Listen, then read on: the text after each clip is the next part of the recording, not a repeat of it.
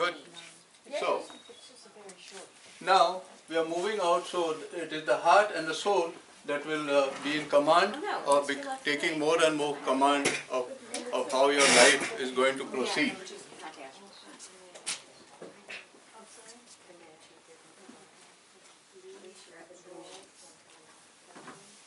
Now, to whom is the heart listening? Yeah. Which is the, what I call, voice for love. So your only reason for existing is to listen to the voice for love. You now have no reason to exist. You have no agenda, you have no goal, you have no ambitions, you have nothing. All that you have is, and your fulfillment and enlightenment and the greatness of your being only lies in how much your heart has surrendered to the voice for love. And so the more you listen to the voice for love, the more sensitive you will become. Day by day, day by day, day by day, your sensitivity to the voice for love will grow profoundly, because it only grows because of practice. As you practice listening, you will not be sad about it.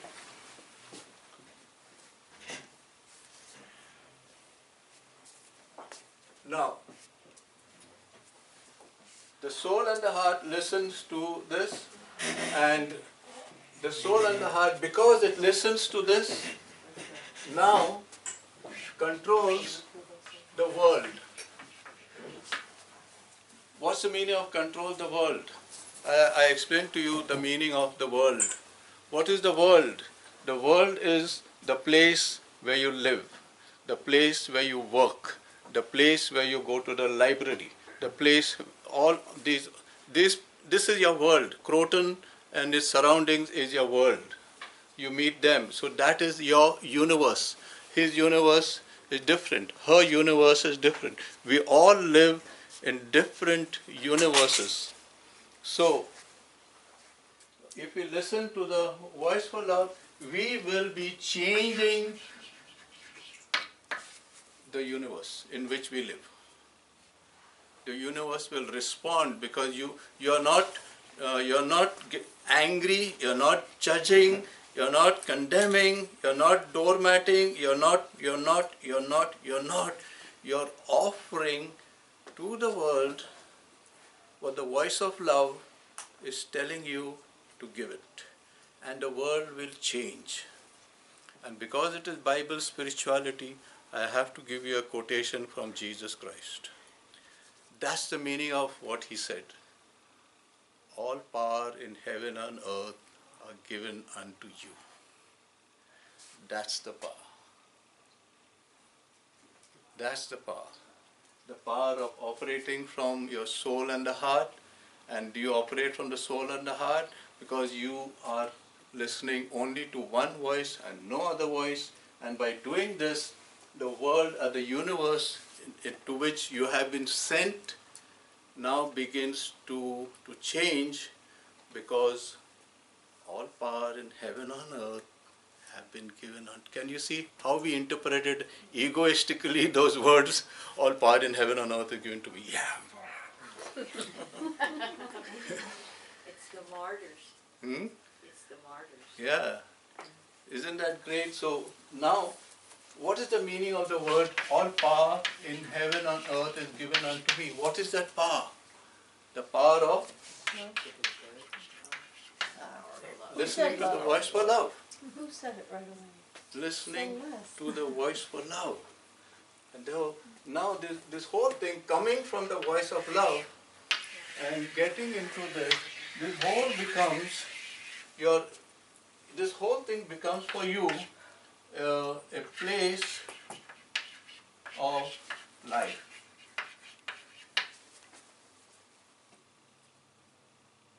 This is your life. it was always your life, but you didn't recognize it because. The because.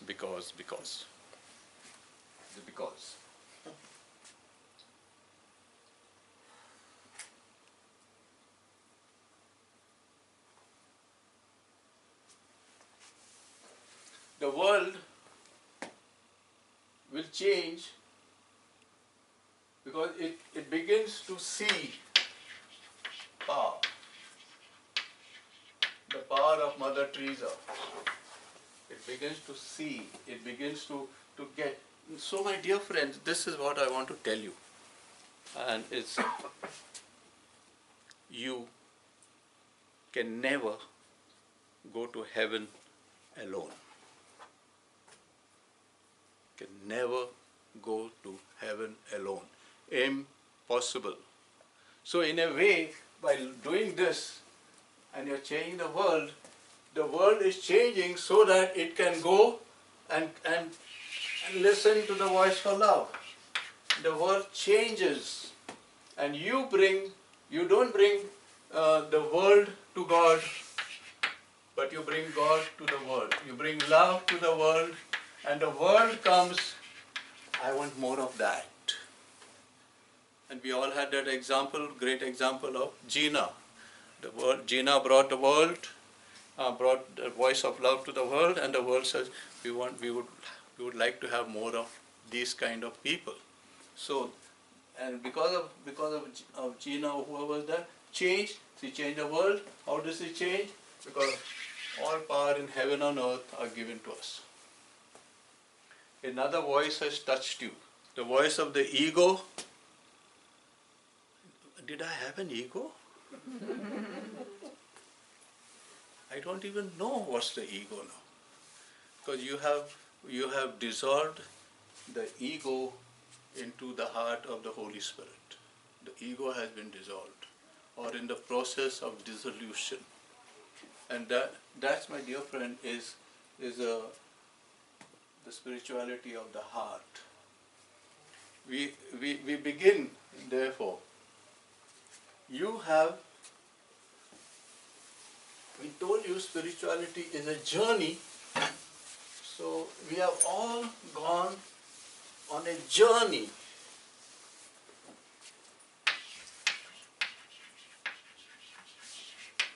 We have all gone on a journey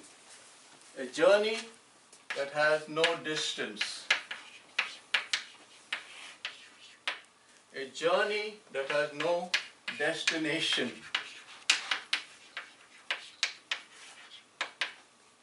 A journey that has no goal. Just a journey. So nobody can say we have arrived. Because you can never arrive into a mystery. You can never arrive into an infinite mystery. You can never arrive. So life is not a destination, it is a journey. The ego tells you, when are you going to reach? Come on, cut somebody off in traffic and you'll reach home faster. When are you going to do this? When are you going to do that? Time.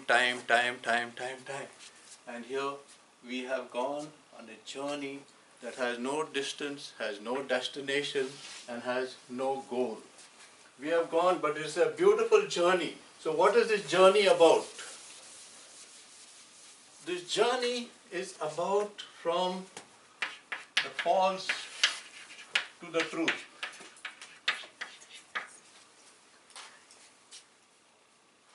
The journey is from illusion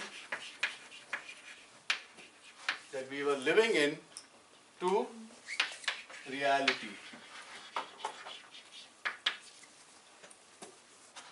The journey is from judgment, condemnation, opinion, hatred, from all this to love. The journey is from darkness into light. What are those letters in parentheses? condemnation, hatred, judging, condemning, opinions and hatred.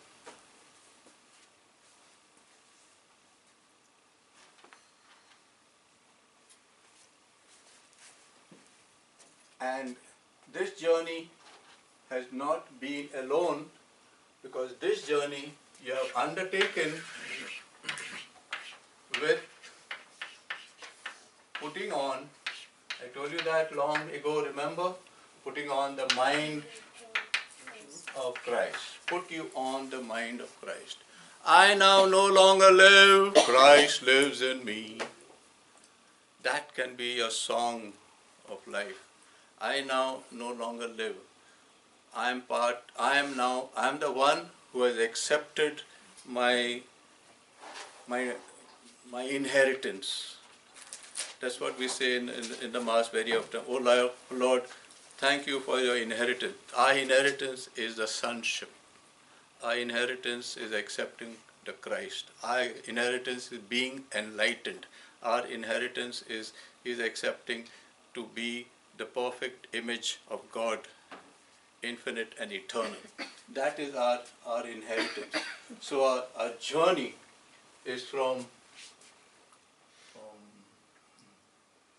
time to eternity. A journey is from space to infinity. So where do you live? You can choose. This is where you lived before you bought a new house. And this is where you're going to live, already started living, and you're moving the furniture. You're living in the truth, in reality, in love, in the light. This is your home. Be at home, my dear friends. Be at home. Join me in the home that I am. Let us join each other in the home that we are. So our goal is not eternal salvation of our souls? What is eternal salvation? Well, to save our souls. What to save? Where is your soul lost? Well, it could get lost. So why bother about what could happen when it is not going to happen? But I always understood it when you say eternal salvation, is that I'm going to be saved. Okay. Let us take eternal salvation.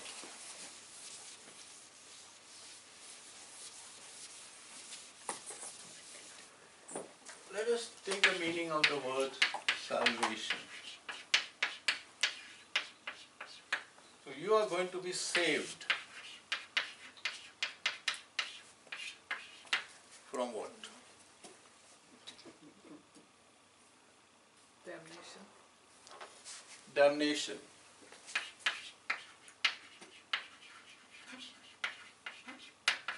Are you going to your damnation by your own will, or is somebody putting you there?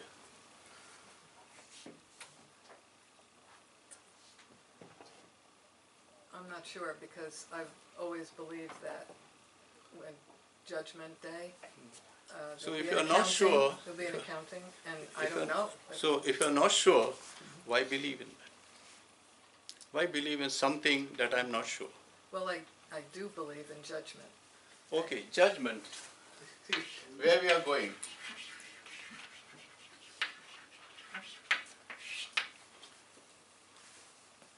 I'll give you two answers to that. What we are doing in these lessons right from the last 2 or 3 years is this. Don't judge. Why did we say don't judge? Yeah? Don't judge lest ye be judged. Yeah. Another reason. Why did I teach you Because God doesn't judge. God doesn't judge? How do you know God doesn't judge? Because He's You told us. Wait, let her finish. Why did God say, okay, you want to say? Because you said that God, Wait. you said God created us and He only creates perfection. So Yeah. if He was to judge us, then He would be saying that He didn't do a good job. Good. But there's one more thing I want to get still. Why do we believe that God doesn't judge? Because we feel we're separate from Him. You know why? We're all one. Because Christ said, do not judge. Now, if he says, do not judge, he's bringing the message from the Father. So if he says, do not judge, do you believe that he is saying, you guys don't judge, I will judge. And he'll tell him, get lost. I started one of the conversion points of this was that God doesn't judge because he told us not to judge. And if we want to be like God, we don't judge. And we don't judge whom? First of all, ourselves. Wow. And once we withdraw judgment from ourselves, automatically judgment from others is withdrawn because you become a peaceful being. You become so salvation is to be saved from your own judgment, from your own condemnation. Because God is not waiting for you to say, hey, Celeste, okay, I saw you watching 3 men this morning, so I'm going to put you in hell tonight. Can you see that? No, we can't see something. Yeah. So, no, but can you know what I'm saying? Can God do that? Yes. What about that concept of if you sin in your heart, you might as well have already sinned in your flesh? Yeah, it's true. So the heart sinned. So let us take.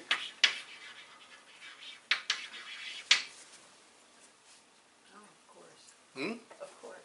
Of course. So if you have sin in the heart, you already had what is the meaning of heart? You had the intention. But something came in the way. But what is the problem here? It's the intention. But then something came in the way, something did this, something did that, but you had the intention. The thought was not bad. So you have a thought. The thought says, I would be very happy if I can sleep with 20 women for the next 3 months. And so, hey, that's a great thought. I'm going to enjoy that thought, but bye. But now I'm going to have the intention now.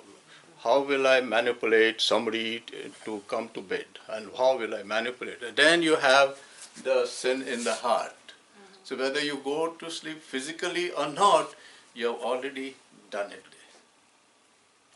So therefore, the Christian concept that God saves us, no, God helps us. God does not save us from going to hell. God helps us to come to heaven. Look at it as the cup half full rather than the cup half empty. God helps us to come closer to Him. Everything in this universe is made so that you come faster to the Father. You think anything in this universe is created to send you to hell? Can God, even in His wildest imagination, say, I'm going to create that? And thousands of people will go to hell. No, nothing has been created from the infinite heart of God to condemn anyone, to punish anyone. Even the parents who are wild with their children, and they don't want to punish them. They only want the children to be good. But so there's no judging, there's no condemning, there's just love. And God, the more we come to touch the love of God, the more we will cry tears of regret. My gosh, oh beauty, ever ancient, ever new, late have I loved thee. Where the heck I was traveling in salvation and judgment and hell. Oh beauty, ever ancient. So that's the whole truth of the God that we are. If He was not a God like that, we would never call Him, oh beauty, ever ancient, ever new. We'd call Him, oh ugly God. Does that answer your question? Yeah, kind of, Yeah, but no. it's, I know this is It's ingrained. ingrained. Yeah. It's just what it Yeah, is. yeah. Judgment Day. It's hard to get you go to Catholic school? Those lines. I want you to read this letters on the board in red. So, can you, it's small or big, it's okay? Or I will read it, okay? This is what you are going to express to yourself. Put it on your refrigerator, on your bedroom, on your wardrobe and anything. The back of your phone is gonna give I am the Christ. I am the Christ. Oh, you want us to repeat that? Yeah. I am the Christ. I am the Christ. Feel it. Just feel it. There is only that one, and I am dissolved in and that one. There is only that one, and I am dissolved in that one. Who is that one? Christ. The Christ. There is only the Christ. I and the Christ are one. I have accepted the sonship, and there is only the sonship, and I have dissolved myself into that. And that's my salvation, to dissolve myself into that one. I do nothing of myself. This you have heard very often. But the Father does all things through me. I do nothing of myself, but the Father does all things through me. Think of that. That's the meaning when I said the heart is always listening to the voice for love and does all the things that the voice for love guides it to do. That's the meaning of I do nothing of myself, but I am guided and prompted and a conduit from the Father who does all things through me. The next line. I am one who merely loves so deeply that I am willing to surrender all things. Okay?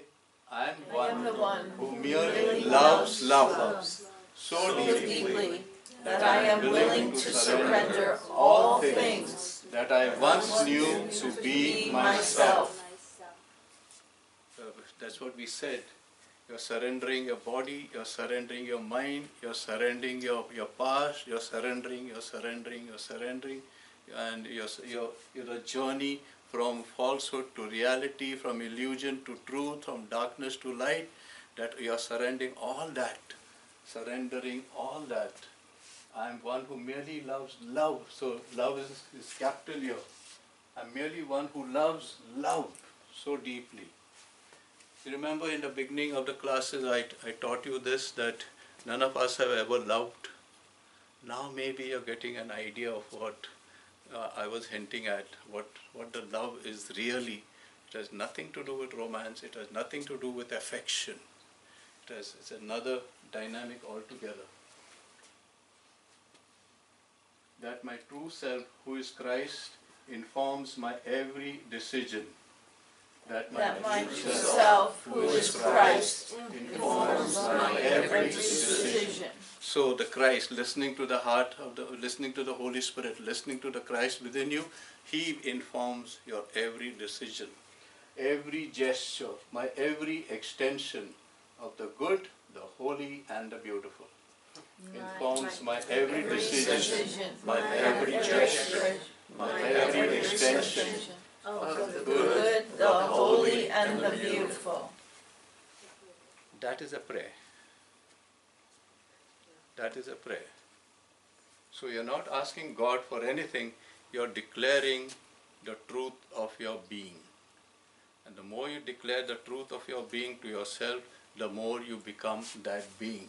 I am the Christ. There is only that one, and I am dissolved in and that one. I do nothing of myself, but the Father does all things through me.